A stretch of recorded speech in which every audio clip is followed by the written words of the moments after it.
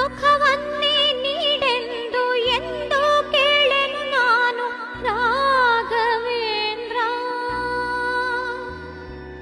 ಮುನ್ನ ಮಾಡಿದ ಪಾಪ ಯಾರ ತಾತನ ಗಂಟು, ಮುನ್ನ ಮಾಡಿದ ಪಾಪ ಯಾರ ತಾತನ ಗಂಟು, ನೀನೇ ಹೇಳೋ ರಾಘವೇಂದ್ರ.